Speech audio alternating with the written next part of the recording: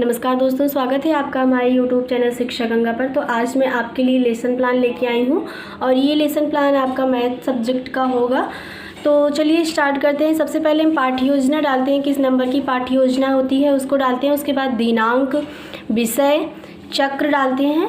उसके नीचे कक्षा, प्रकरण, अवधि। तो दिनांक आप जिस डेट पे कर रहे होंगे उस डेट को डालेंगे। विषय हमारा यहाँ पे मैथ है तो मैथ डाला हुआ है।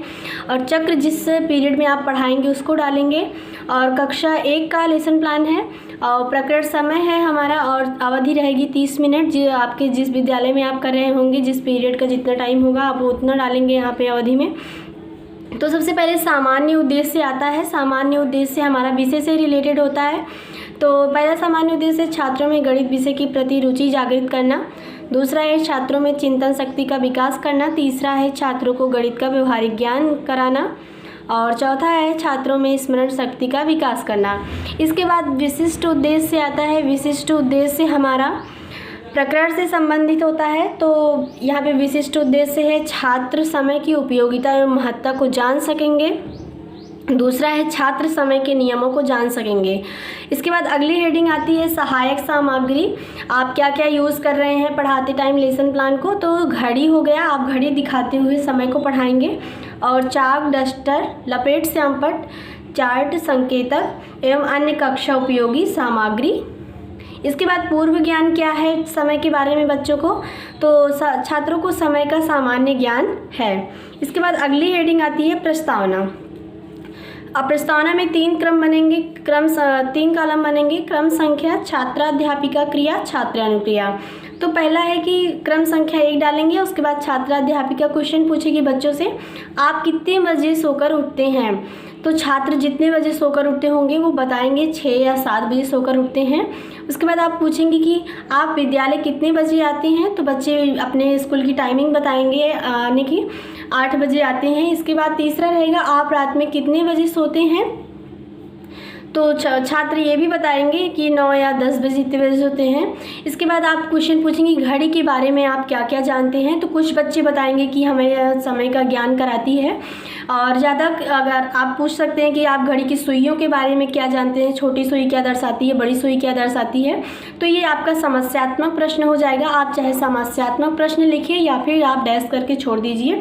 इसके बाद उद्देश्य कथन आता है। उद्देश्य कथन है कि आज हम समय नामक पाठ का सामान्य अध्ययन करेंगे। इसके बाद प्रस्तुतिकरण। प्रस्तुतिकरण में 3 कॉलम बनेगा। क्रम संख्या, छात्राध्यापिका क्रिया और छात्रानुक्रिया। तो आप घड़ी दिखाते हुए बच्चों से क्वेश्चन पूछेंगी कि घड़ी का डायल 12, नंबर 1 रहेगा घड़ी का डायल 12।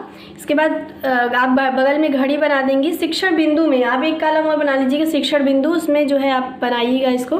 बराबर में बटा होता है, ये डायल होता है और ये बराबर भागों में बटा होता है। घड़ी में 2 सुइयाँ होती हैं, एक बड़ी सुई और एक छोटी सुई।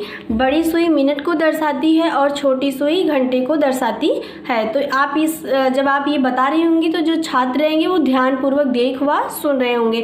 आप इसको घड़ी दिखाते हुए बच्चों को समझाएंगी। फिर आप इसमें से बोधात्मक प्रश्न पूछेंगी, घड़ी में कितनी सुइयाँ होती हैं। छात्र बताएंगे घड़ी में 2 सुइयाँ होती हैं। घड़ी का डायल कितने भागों में बटा होता है। तो घड़ी का डायल बराबर भागों में बटा होता है। आप दूसरा स्पष्टीकरण करेंगी। घड़ी में बड़ी सुई 12 पर और छोटी सुई 10 पर हो तो इस प्रकार उसी में 10 बजे का समय हो रहा है। एक दिन में 24 घंटे होते हैं, इसलिए घंटे वाली सुई एक दिन में डायल पर 2 चक्कर पूरा कर लेती है। आप बताएंगे छोटी सुई अगर 10 पे होगी और बड़ी सुई 12 पे होगी तो इसका मतलब 10 बज रहे हैं। ऐसे आप बताएंगे कि छोटी सुई अगर 6 पे है, बड़ी सुई 12 पे है तो इसका मतलब 6 बज रहे हैं। तो इस छात्र ध्यानपूर्वक देखवा सुन रहे होंगे। इसके बाद आप बोधात्मक प्रश्न पूछेंगे इसी स्पष्टीकरण से। घड़ी में बड़ी सुई 12 पे है और छोटी सुई 8 पर है तो क्या समय हो रहा है। आप बच्चों को समझा चुकी हैं। बच्चे फिर आप इसका आंसर देंगे कि 8 बज रहे हैं। बगल में लिखेंगे छात्रानुक्रिया में। और इसके बाद रहेगा कि दूसरा क्वेश्चन पूछेंगे एक दिन में कितने घंटे होते हैं। तो छात्र बताएंगे एक दिन में 24 घंटे होते हैं, क्योंकि आपने अभी बता दिया है इसका आंसर। इसके बाद इस पर श्यामपट्ट कार्य आता है। छात्राध्यापिका द्वारा समय समय पर श्यामपट्ट कार्य किया जाएगा, जो कि बाएं पृष्ठ पर अंकित है। इस प्रकार से आपका श्यामपट्ट कार्य रहेगा।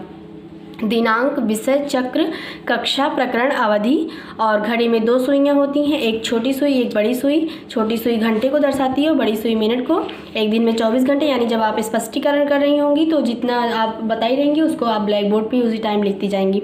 इसके बाद निरीक्षण कार्य आता है। छात्र छात्राओं के लेखन कार्य का निरीक्षण कार्य किया जाएगा एवं उनकी त्रुटियों का समाधान किया जाएगा। जो छात्र अपनी उत्तर पुस्तिका में लिखते रहेंगे उसे आप उस कमरे में जो है भ्रमण करते हुए देखेंगी। इसके बाद पुनरावृत्ति प्रश्न आता है। आप फिर से बच्चों से उसी टाइम क्वेश्चन पूछेंगी, बड़ी सुई क्या दर्शाती है, छोटी सुई क्या दर्शाती है। और तीसरा क्वेश्चन रहेगा, घंटे वाली सुई एक दिन में डायल में कितने चक्कर पूरा करती है। इसके बाद है गृह कार्य आप दे देंगी बच्चों को। घड़ी का ऐसा आप जो है बनाएंगी, चित्र बनाएंगी। उसके बाद आप यहाँ पे बता देंगी कि ये इतने बजे हैं, 6 बजे और 4 बजे हैं, और आप जो है उनसे बताएंगे कि आप छोटी सुई और बड़ी सुई बना के लेके आइए, समय दर्शाइए। तो वीडियो पसंद आया होगा तो लाइक करिएगा, चैनल को सब्सक्राइब कर लीजिएगा। धन्यवाद।